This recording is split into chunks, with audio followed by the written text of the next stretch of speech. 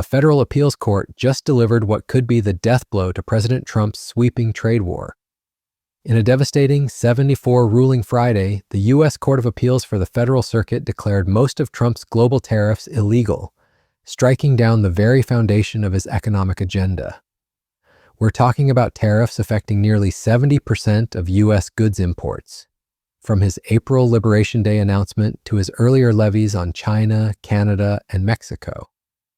The court didn't mince words. Trump overstepped his presidential authority when he invoked emergency powers to impose these massive trade taxes on American consumers. But here's the kicker: the tariffs stay in place until October, giving Trump time to rush to the Supreme Court for what might be his last stand. So what exactly happened in this courtroom, and why is this ruling sending shockwaves through Washington? To understand the magnitude of this decision, we need to rewind to how Trump built his tariff empire in the first place. Trump's tariff strategy has been nothing short of audacious.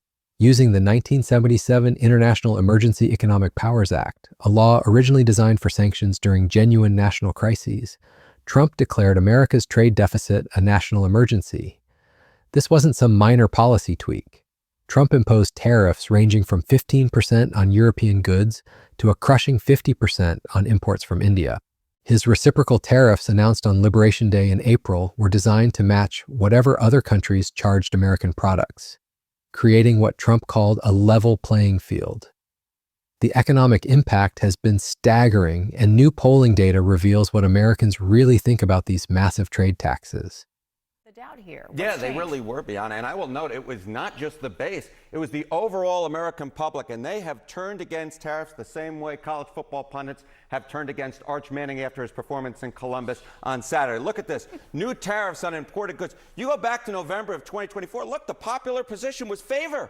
They favored new tariffs on imported goods, 52%, 48% opposed. You go to this side of the ledger, look at that, the opposition up like a rocket. We're talking about 60% opposing new tariffs compared to just 40% who favored. So it was majority favor back when Trump was reelected in November of 2024. Now it's a clear 3 in 5 Americans oppose it. The Americans have gotten a taste of the tariffs and they spit it right out. So is the taste paying more? I mean, because that's how economists have always described this, as actually a tax on consumers. Yes, it's exactly right. Why is the opposition up like a rocket? Well, it all comes down to money out of the pocketbook, right? Impact of tariffs on prices. Look at this in the short term. 77% of Americans now agree they raise prices in the short term. Look at this itty bitty number at the bottom. That's 1, 2, 3, 4. When you can count it on your own hand, you know it's a small percentage. Just 4% of Americans believe that in the short term, tariffs decrease prices. Long term, look, this has long been the Donald Trump argument, right?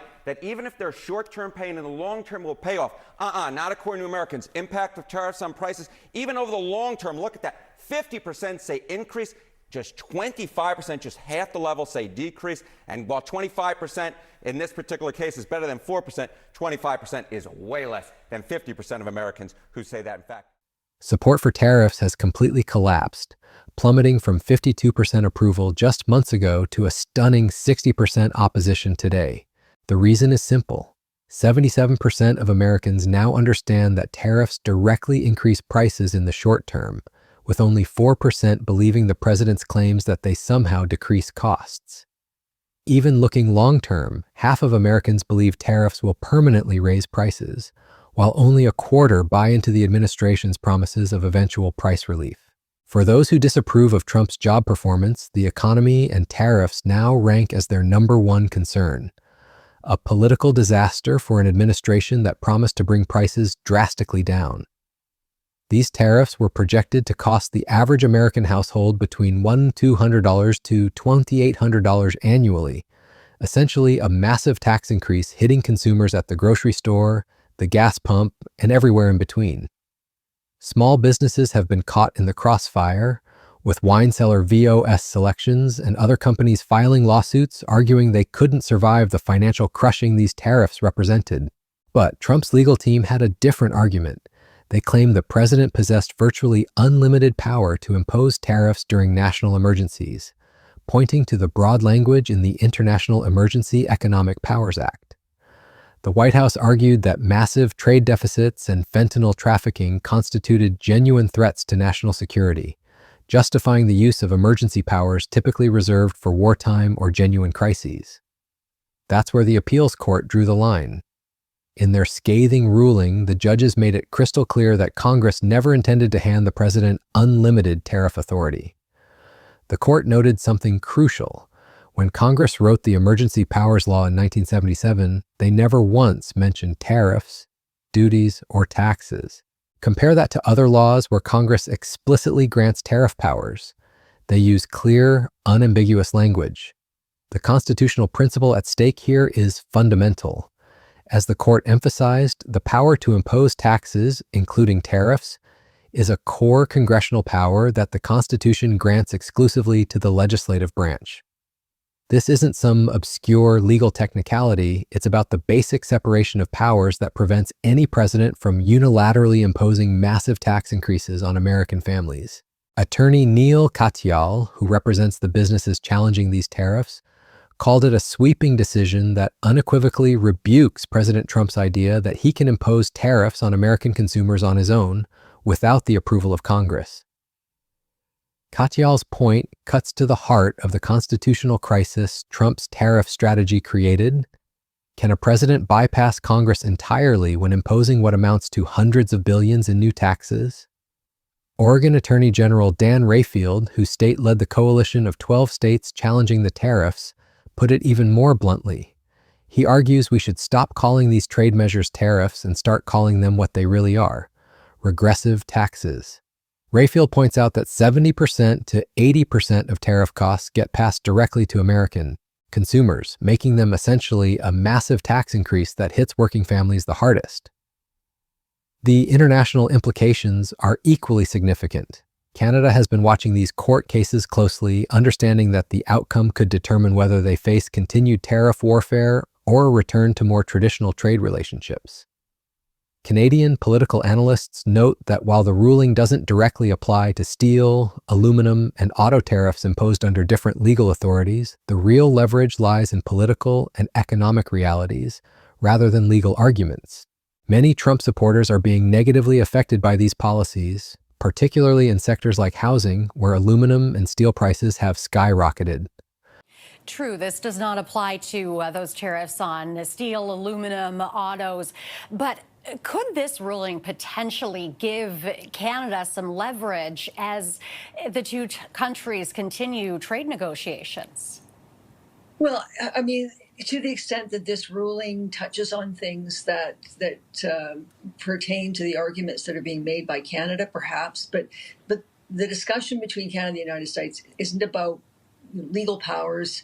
It's not about constitutionality. It's about politics and economics. And it's on those fronts that I think they've got the greatest leverage. The reality is that many of the people that Trump wants to have vote for him and for his party rather in the midterm elections, many of them are affected negatively by the tariffs that are in place.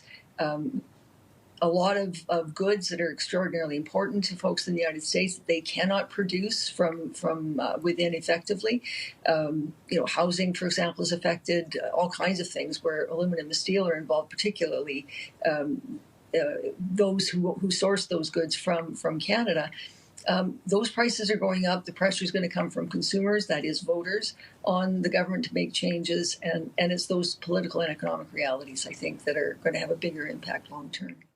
The timing of this ruling couldn't be more significant. The decision encompasses two major legal challenges that were consolidated into one case.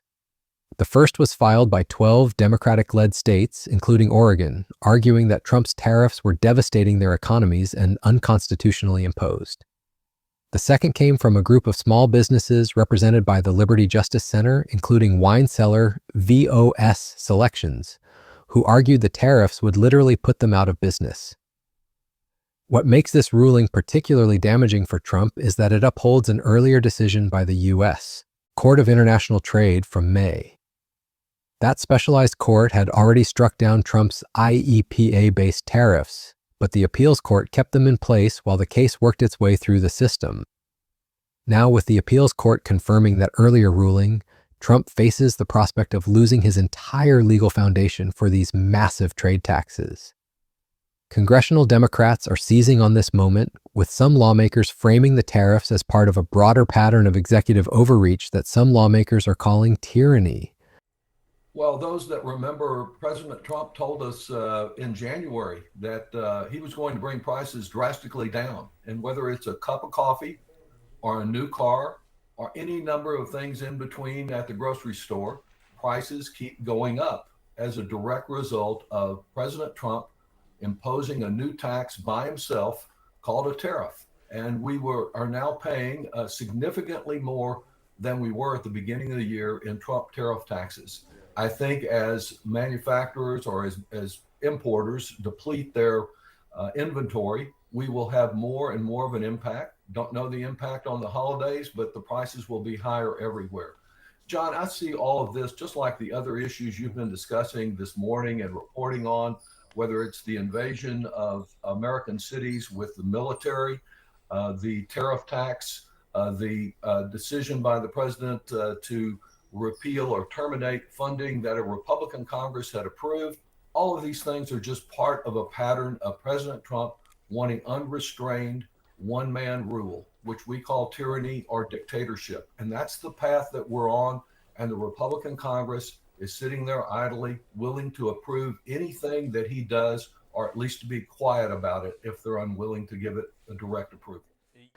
Texas Congressman Lloyd Doggett points out that despite Trump's January promise to bring prices drastically down, costs for everything from coffee to cars continue rising as a direct result of what he calls Trump tariff taxes. He sees the tariffs, military deployment to cities, and unilateral funding cuts as symptoms of unrestrained one-man rule, criticizing the Republican Congress for being so fearful of Trump that they won't take action against policies they may privately disagree with. Trump's response was swift and predictable. On Truth Social, he called the appeals court highly partisan and claimed the decision would literally destroy the United States of America if allowed to stand. He insisted all tariffs remain in effect and predicted ultimate victory at the Supreme Court. But legal experts note that Trump's increasingly desperate tone suggests his administration expected this loss and recognizes the weakness of their legal position. The economic implications of this ruling extend far beyond legal technicalities. Trump's tariffs have already contributed to rising inflation, with early signs that prices are increasing across multiple sectors. The tariffs have also created massive uncertainty for businesses trying to plan their supply chains and pricing strategies. This is Trump's negotiating strategy in action, keeping their trading partners constantly off balance and uncertain. Yeah, these numbers really popped, and it speaks to the environment. You can see that Canadians don't really have a lot of confidence that U.S. President Trump will honor his word, even if a trade deal is signed between Canada and the United States. And what's clear, at least for a lot of Canadians, at least, is they see Donald Trump, and this is part of his negotiating strategy, is to always ask for more, always change things, always keep his opponents or his negotiating counterparty off balance. And that's just part of the way the guy operates. That's why he, love or hate him, he has been a success. He is the president of the United States. But, the thing is that even if a trade deal is signed between Canada and the United States, there will be lingering doubts as to whether the terms of that trade deal will be enforced and whether they're in place. Okay, Nick, thanks. Polling data shows that trading partners have little confidence Trump would honor his word even if trade deals are signed, stemming from his pattern of constantly asking for more and changing rules tweet by tweet. This stark contrast from the stable trade relationships of the past 4 decades has left businesses struggling to plan day-to-day operations. But here's what makes this situation even more complex. Not all of Trump's tariffs are affected by this ruling. His sector-specific tariffs on steel, aluminum, and automobiles were imposed under different legal authorities and remain untouched. This creates a patchwork situation where some of Trump's trade policies survive, while others face elimination, potentially forcing the administration to completely restructure their trade strategy. The path forward now leads directly to the Supreme Court, where Trump will make his final stand. The administration has until October 14th to file their appeal, and legal experts expect them to request expedited consideration, given the massive economic implications. The Supreme Court will have to decide whether to take up the case, and if so, whether Trump's interpretation of presidential emergency powers can survive constitutional scrutiny. What's particularly interesting is how this ruling might influence other pending legal challenges to Trump's trade policies.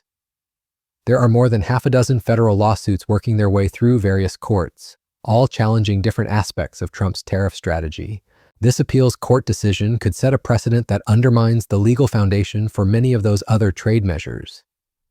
For American consumers and businesses, this ruling represents a potential lifeline.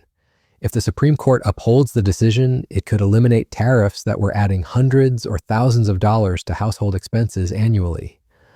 Small businesses that have been struggling under the weight of these trade taxes could finally get relief from what many have described as economically crushing policies.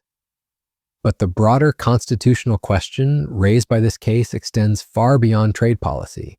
The appeals court's ruling reinforces fundamental limits on presidential power, particularly the principle that Congress, not the president, controls the nation's tax policy. This has implications for how future presidents might try to use emergency powers to bypass congressional authority in other policy areas. The case also highlights the ongoing tension between Trump's aggressive unilateral approach to governance and the constitutional system of checks and balances. Throughout his presidency, Trump has consistently pushed the boundaries of executive power, arguing that national emergencies justify extraordinary presidential authority. This court ruling represents a significant judicial pushback against that expansive view of presidential power. What happens next could reshape American trade policy for decades. If the Supreme Court upholds the appeals court ruling, it would effectively end Trump's ability to use emergency powers for broad-based tariff policy. That would force any future tariff strategy to go through Congress, where such policies would face much more scrutiny and likely be far more limited in scope. The economic uncertainty created by this legal battle has already taken its toll on financial markets and business planning. Companies have been forced to make decisions about supply chains, pricing, and investment based on trade policies that might disappear entirely, depending on what 9 Supreme Court justices decide. This kind of policy whiplash makes long-term economic planning nearly impossible. For Trump personally, this ruling represents a massive blow to what he has consistently called one of his signature policy achievements. Trump has repeatedly claimed that his tariffs are bringing in billions of dollars in revenue while protecting American workers and industries. If the Supreme Court eliminates most of these tariffs, it would undermine a central pillar of Trump's economic agenda and potentially damage his political standing. The timing is also politically significant as this court battle plays out against the backdrop of ongoing economic challenges and political tensions. American families are already dealing with inflation and economic uncertainty, and the prospect of eliminating tariffs that add to household costs could become a major political issue. As we watch this legal drama unfold, one thing is clear: the stakes couldn't be higher. We're talking about fundamental questions of presidential power, constitutional authority, and economic policy that will affect every American household. The appeals court has drawn a clear line in the sand, declaring that even presidents cannot unilaterally impose massive tax increases on American families. The next few weeks will be crucial as Trump's legal team prepares their Supreme Court appeal and tries to craft arguments that can survive the constitutional scrutiny that has already defeated them twice in lower courts. Meanwhile, American consumers and businesses wait to see whether they'll get relief from tariffs that have been adding hundreds of billions in costs to the American economy. This isn't just about trade policy, it's about whether the American system of government can survive attempts to concentrate unprecedented power in the executive branch. The appeals court has sent a clear message that constitutional limits on presidential power still matter, even during declared national emergencies. Now it's up to the Supreme Court to decide whether that message becomes the final word in this historic legal battle.